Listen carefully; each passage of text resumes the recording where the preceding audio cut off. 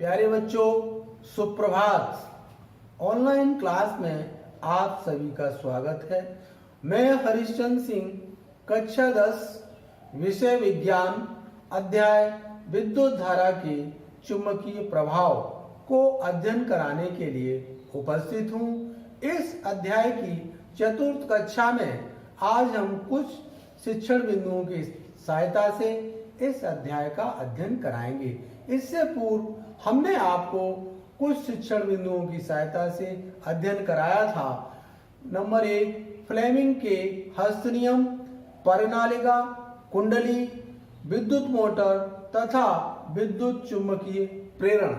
इस विषयों पर हमने आपको अध्ययन कराया था। इसकी क्रम को आगे बढ़ाते हुए आज हमने कुछ शिक्षण बिंदु लिए हैं। इन शिक्षण बिंदुओं को लघु पठन किसे कहते हैं, लघु पठन के बारे में जानेंगे। अतिभारण क्या होता है जानेंगे। भू संपर्क तार का अध्ययन करेंगे। विद्युत जनित, जिसे इलेक्ट्रिक जनरेटर आप कहते हैं, उसके बारे में जानेंगे। घरेलू परिपथ क्या होते हैं। इन शिक्षण बिंदुओं की सहायता से विद्युत धारा के चुंबकीय प्रभाव का अध्ययन करेंगे। आइए हम प्रथम शिक्षण बिंदु की ओर चलते हैं। लघु पठन, शॉर्ट सर्किटिंग कहते हैं इसको। लघु पठन क्या होता है।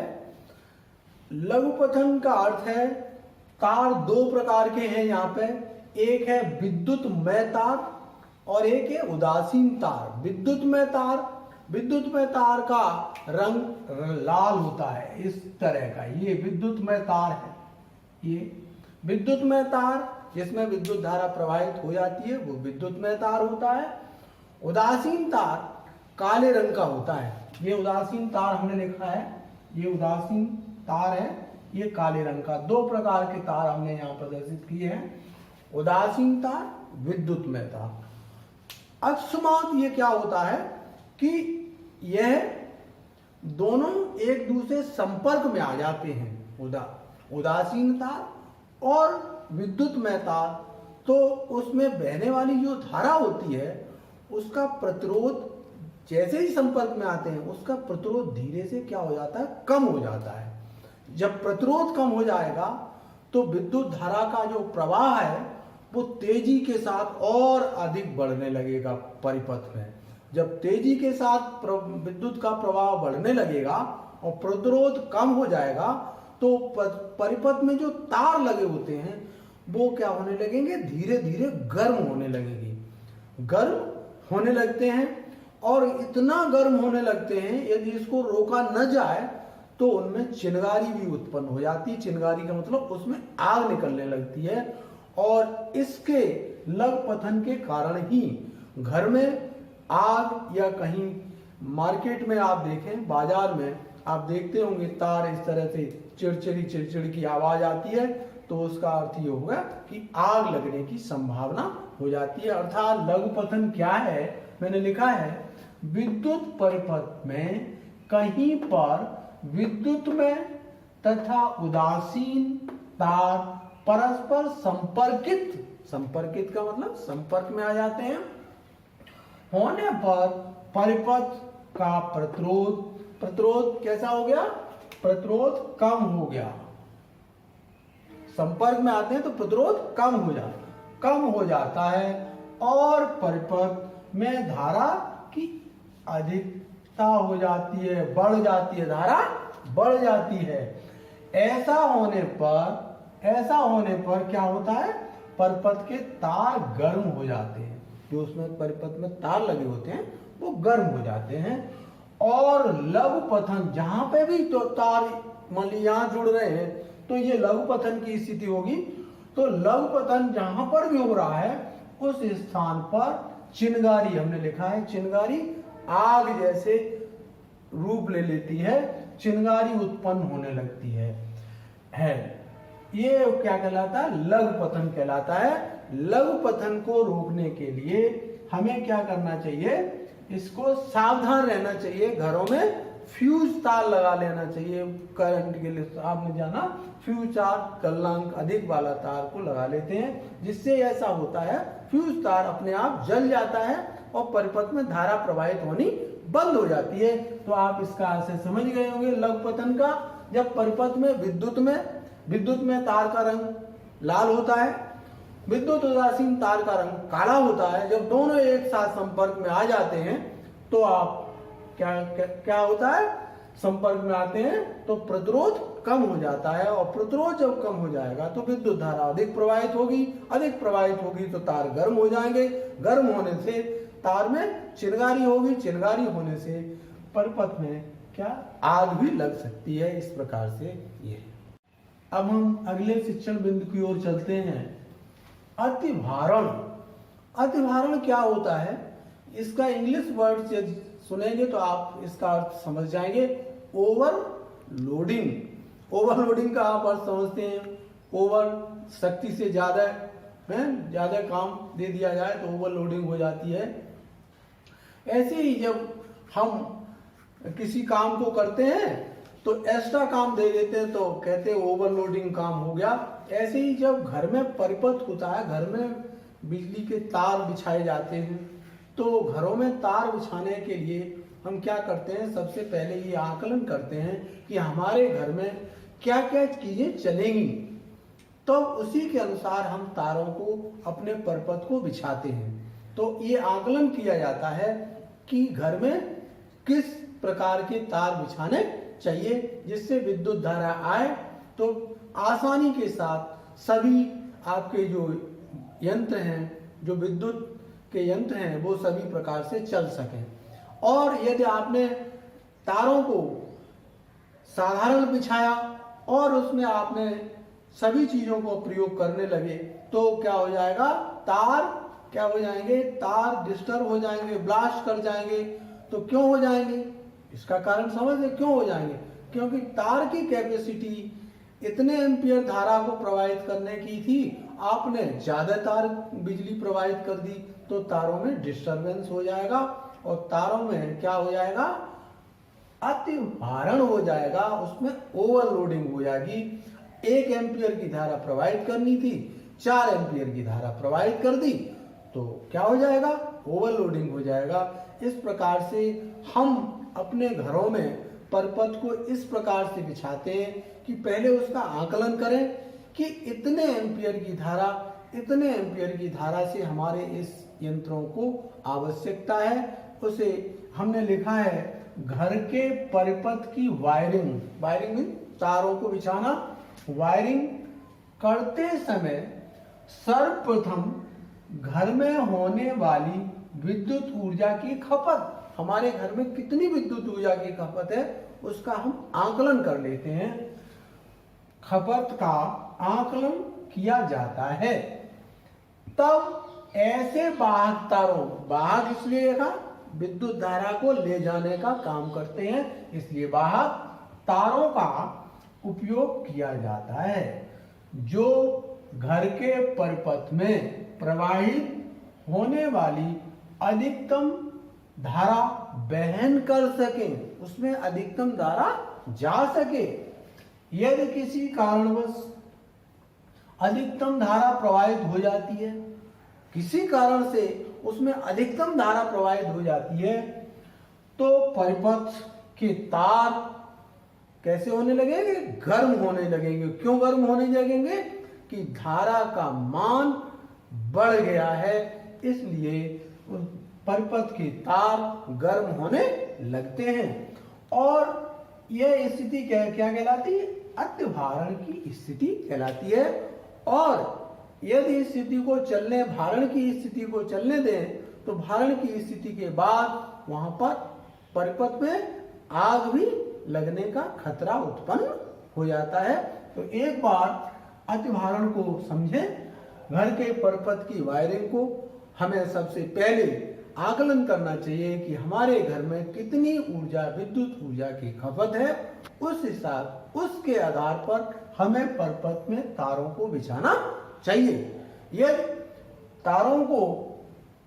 तारों में विद्युत धारा वहन हो सके, अर्थात यदि अधिक विद्युत धारा बहेगी तो परिपथ में ओवरलोडिंग अर्थात अतिभारण की स्थिति आ जाती है। इसको अधिक समय तक देखें तो इसमें क्या हो जाता है, आग लगने की संभावना उत्पन्न हो जाती है। इसे कहते हैं अतिभारण। समझ में आ गया होगा आपको। ये हम अगले शिक्षण बिंदु की ओर चलें। भू संपर्क तार। भू माने भूमि, संपर्क माने उसके पास तार, अर्थात भूमि के संपर्क में जो तार होता है उसे भू संपर्क तार कहते हैं। इसको इंग्लिश में अर्थिंग वायर भी कहते हैं, अर्थिंग वायर भी कहते हैं।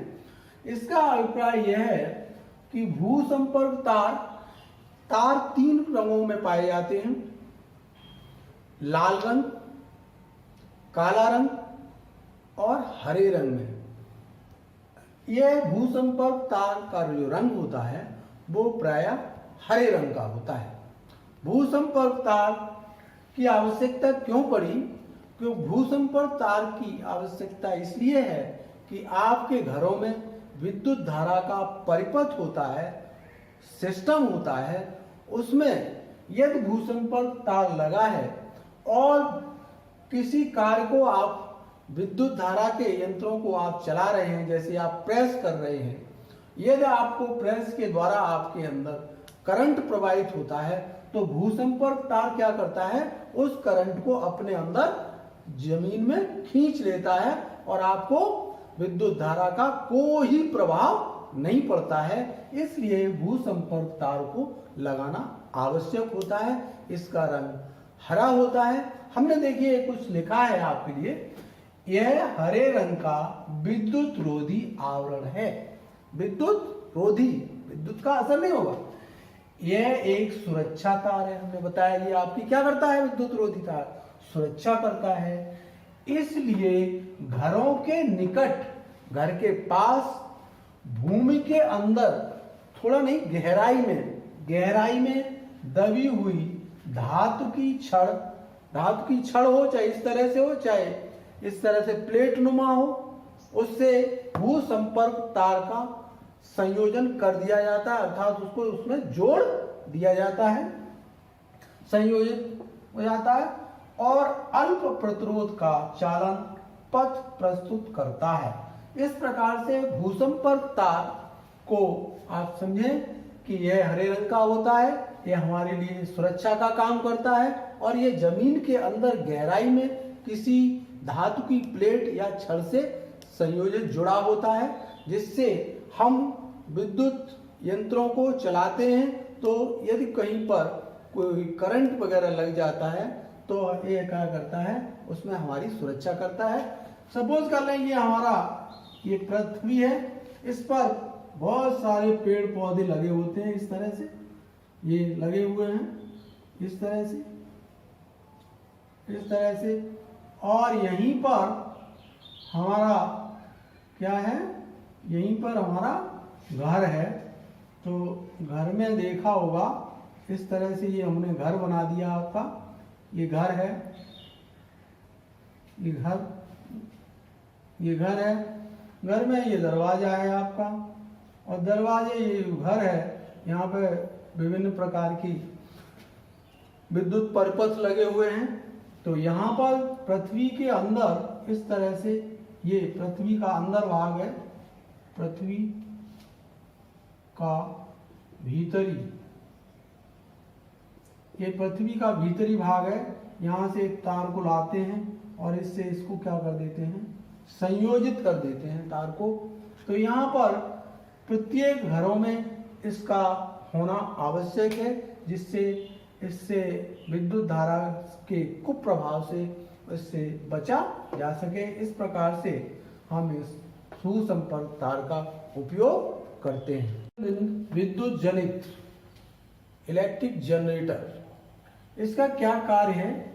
विद्युत जनित, इसको डायनमो भी कहते हैं। विद्युत जनित यांत्रिक ऊर्जा को विद्युत ऊर्जा में बदलता है, यांत्रिक ऊर्जा को विद्युत ऊर्जा में बदलता है, इसे डायनमो भी कहा जाता है। विद्युत जनित इस प्रकार की एक रचना है दो चुंबकीय शक्तिशाली चुंबकीय क्षेत्र में किसी आयताकार कुंडली को रखकर इसमें तेजी, इसका एक सिद्धांत है, ये एक विद्युत जनित का एक सिद्धांत है। जब किसी कुंडली को किसी चुंबकीय क्षेत्र में, शक्तिशाली चुंबकीय क्षेत्र में तेजी के साथ घुमाया जाता है तो उसकी बल रेखाएं क्या परिवर्तित होती रहती हैं, जिसके कारण कुंडली घूमने के लिए प्रेरित होती है। इसे विद्युत जनित्र का सिद्धांत कहते हैं। जब किसी कुंडली को किसी शक्तिशाली चुंबकीय क्षेत्र में रखकर घुमाया जाता है तो उसमें चुंबकीय बल रेखाएं उत्पन्न होती हैं जो निरंतर दिशा में परिवर्तित होती रहती हैं। उस दिशा परिवर्तन के कारण उसमें प्रेरित विद्युत धारा उत्पन्न हो जाती है और वो कुंडली घूमने लगती है। विद्युत जनित्र में फ्लेमिंग के दाएं हाथ, जो हमने बताया था, दाएं हाथ के नियम का पालन होता है। आइए हम चित्र को एक बार देखते हैं। चित्र में ये N, S और N दो शक्तिशाली चुंबक हैं। जब दो चुंबक शक्तिशाली हैं तो उनके अंदर चुंबकीय क्षेत्र भी शक्तिशाली होगा।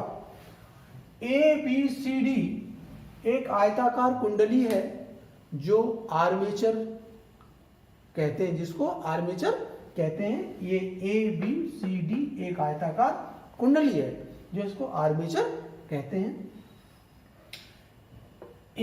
यहां से यहां तक एक धुरा होता है जो S1 और S2, S1 ये S1 है और S2 ये कहलाते हैं सर्पी वलय। सर्पी वलय क्या होते हैं? ये छल्ले के नुमा आकार के एक बने होते हैं, जैसे ये बना हुआ है ये इसके ऊपर, तो ये छल्ले के नुमा होते हैं। ये पूरी तरह से इसको क्या कर रहते हैं, कसे रहते हैं। किसको? एक्सिल को। जो आयताकार कुंडली आती है उसको कस के रखते हैं।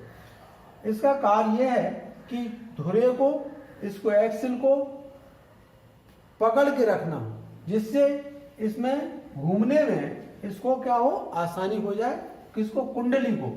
उसके साथ साथ S1 और S2 के साथ B1 और B2 दो ब्रश होते हैं जो S1 और S2 को कस के रखते हैं। इस प्रकार से इस जनित्र के भाग हैं। नंबर 1 चुंबकीय क्षेत्र,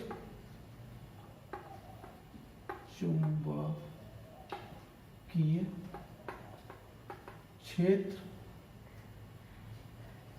पहला भाग यहां से यहां तक, ये बीच का जो हिस्सा है वो कहलाता है चुंबकीय क्षेत्र। चुंबक के बीच का जो क्षेत्र वो चुंबकीय क्षेत्र कहलाता है। ये ABCD को प्रभावित करेगा। नंबर 2 है आयताकार कुंडली। आयताकार कुंडली या इसको आर्मेचर भी कहते हैं। आर्मेचर भी कहते हैं ये। नंबर 3 विभक्त सर्पी वलय। सर्पी वलय, इनका नाम है S1 और S2। हमने चित्र में दिखाया है।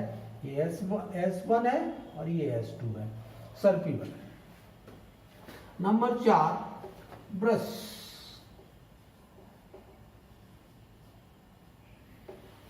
ये विद्युत जनित्र के कुछ मुख्य भाग हैं जो हमने आपको लिखे। चुंबकीय क्षेत्र हमने अभी आपको बता दिया। चुंबक के अंदर जो रखा है कुंडली, उसमें चुंबकीय क्षेत्र उत्पन्न होगा। अब इसकी कार्यविधि देखिए क्या होती है।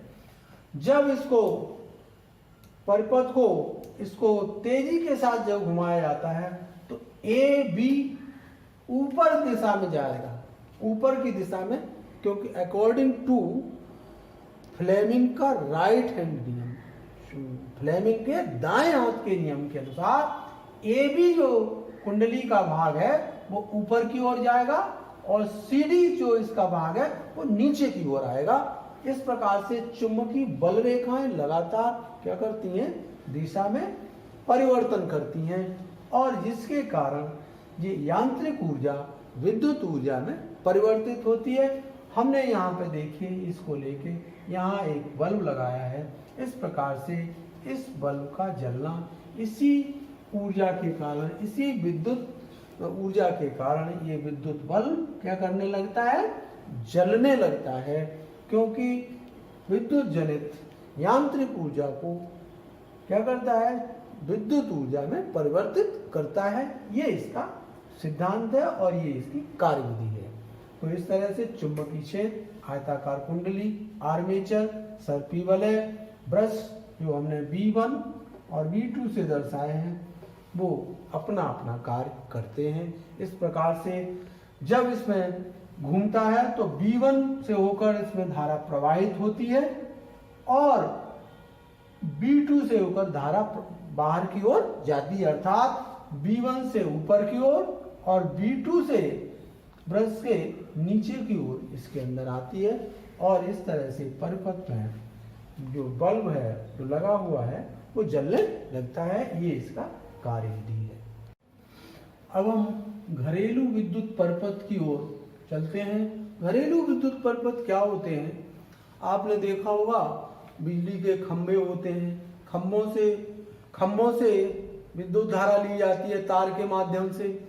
कहीं कहीं अंडरग्राउंड भी विद्युत धारा का कनेक्शन होता है, तो दोनों तरह से होता है। तो घरेलू विद्युत परिपथ में, घरेलू घर में बिजली की फिटिंग कैसे करते हैं, किन किन बातों का हमें ध्यान रखना चाहिए, वो क्या है, हमने ये लिया है, एक चित्र बनाया है। इसमें भूसंपर्क तार, यह हरे रंग का तार होता है जो भूमि के अंदर जाता है और भूमि से उसको इसमें जो भी सिस्टम चलाए जाएंगे उनसे उनकी सुरक्षा करता है। उसके ऊपर एक कवर चढ़ा होता है, ऊपर जो विद्युत रोधी होता है, उस पर ऊष्मा का, विद्युत का कोई प्रभाव नहीं पड़ता है। इसको कहते हैं भूसंपर्क तार। ये देखिए भूसंपर्क तार, ये हरे रंग का तार होता है, पृथ्वी के अंदर निचली गहराई तक ये जाता है। किसी चुंबकीय छड़ या प्लेट से इसका संपर्क कर दिया जाता है। अधिकांशतः यह घरों के पास ही रखा जाता है। ये भूसंपर्क तार है, देख रहे हैं आप, ये जाता है। नंबर 2, विद्युतमय तार। विद्युतमय तार, इसका रंग लाल होता है, इस पर धनात्मक आवेश होता है, इस पर धनात्मक आवेश होता है, इसका रंग लाल होता है। तीसरा तार है उदासीन तार। उदासीन तार यह काले रंग का होता है। और अब ये तीनों इस प्रकार से चलते हैं कि विद्युत प्रदाय बोर्ड, विद्युत का एक बोर्ड होता है, घर में बोर्ड लगाते हैं, उसमें एक फ्यूज बोर्ड लगाते हैं, फ्यूज लगाते हैं। यदि विद्युत धारा अधिक आती है तो वो फ्यूज जो लगा होता है वो अपने आप गल के गिर जाता है और विद्युत का जो आगे सप्लाई होनी है वो सप्लाई बंद हो जाती है।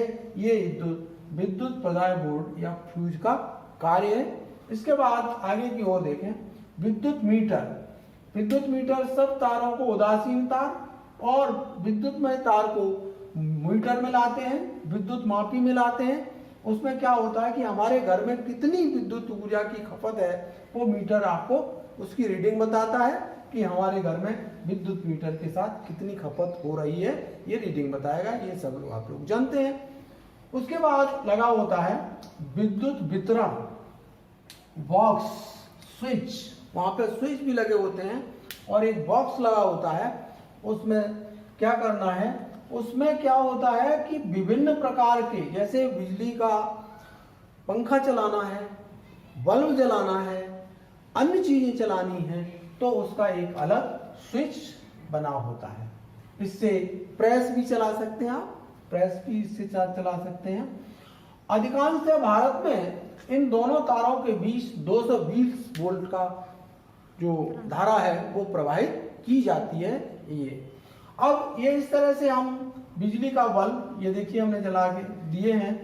और दूसरा स्विच अन्य उपकरणों का, जैसे जिस पे ज्यादा लोड पड़ रहा है, जो जैसे प्रेस करनी है तो उसका स्विच हम अलग, कूलर चलाना है उसका स्विच अलग लगा लेते हैं और उसको यहाँ से इस प्रकार से मुख्य बॉक्स है, वहां से बिजली का बॉक्स के द्वारा बटन जिसे कहते हैं, स्विच कहते हैं, स्विच को दबाते हैं और वो आपका उपकरण चल जाता है। इस प्रकार से ये घरों में बिजली की जो फिटिंग की जाती है उनको ध्यान में रखते हुए भूसंपर्क तार जो हरे रंग का होता है, विद्युतमय तार जो लाल रंग का होता है उसका उपयोग किया जाता है, उदासीन तार जो कैसे काले रंग का होता है। अब ये दोनों ही विद्युतमय तार और उदासीन तार आप देख रहे हैं कि यहाँ मीटर और मीटर के बाद बोर्ड पे जाते हैं और वहां से आगे बढ़कर ये दोनों एक साथ इकट्ठे हो जाते हैं, एकत्रित हो जाते हैं और उसके साथ विद्युत धारा प्रत्येक स्विच के अनुसार अलग अलग उपकरणों में अलग अलग स्विच के साथ प्रवाहित होने लगती है। स्विच को चलाने के लिए हमें विद्युत रोधी ग्लव्स पहनना चाहिए, भीगे हाथों से स्विच को नहीं पकड़ना चाहिए, ये इसका विशेष ध्यान रखना चाहिए। इस प्रकार से विद्युत परिपथ में विद्युत धारा का प्रवाह होता है। आज का गृह कार्य है लघु पठन से क्या तात्पर्य है। हमने आपको बताया था लघु पठन। प्रश्न नंबर 2, अतिभारण किसे कहते हैं। प्रश्न नंबर 3, भू संपर्क तार क्या है। प्रश्न नंबर 4, विद्युत जनित्र का सिद्धांत क्या है। ये आपके प्रश्न हैं गृह विज्ञान गृह कार्य के, इनको आप अच्छी तरह से करेंगे। आज हमने आपको जो अध्ययन कराया है उसी के अंतर्गत इन प्रश्नों को लिया है हमने। आप आशा करते हैं आप इस प्रश्नों को अच्छी तरह से हल कर देंगे। इस अध्याय का समापन होने के साथ इसके कुछ की पॉइंट्स हैं। की पॉइंट्स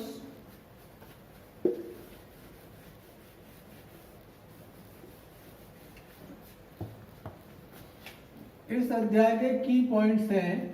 की पॉइंट्स नंबर 1, चुंबक।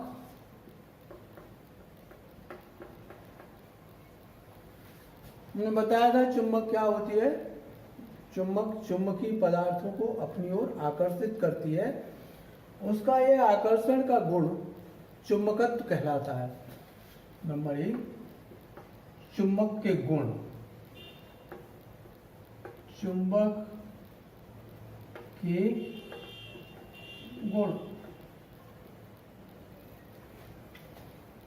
नंबर 2, चुंबकीय बल रेखाएं। चुंबकीय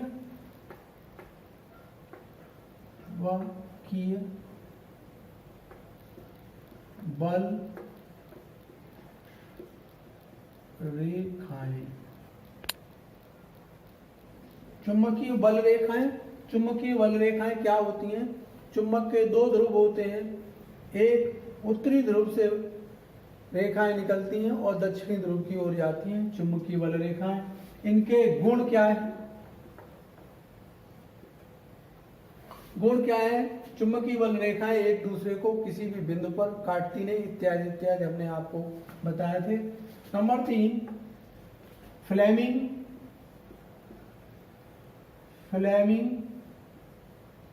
के हस्त नियम।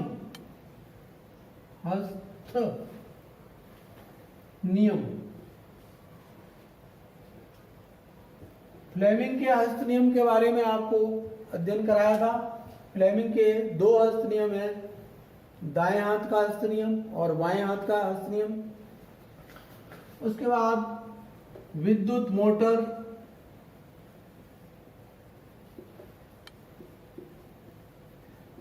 विद्युत मोटर का चित्र बना के वर्णन हमने किया था।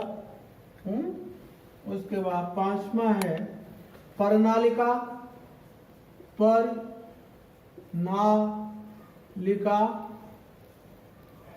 और कुंडली।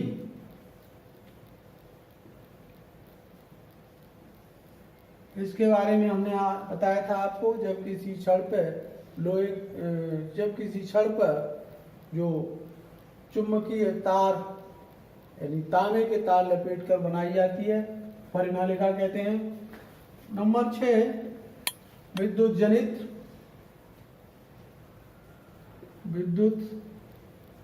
जनित्र जिसे इलेक्ट्रिक जनरेटर कहते हैं। इसके बाद है नंबर 7, घरेलू परिपथ। घरेलू परिपथ में जो घरों में फिटिंग होती है उसके बारे में हमने आपको अध्ययन करा है। इस प्रकार से मैं आशा करता हूं कि आपको ये अध्याय सरल तरीके से मैंने समझाने की कोशिश की है, समझ में आया होगा और आप इन प्रश्नों को अच्छी तरह से हल करेंगे। धन्यवाद।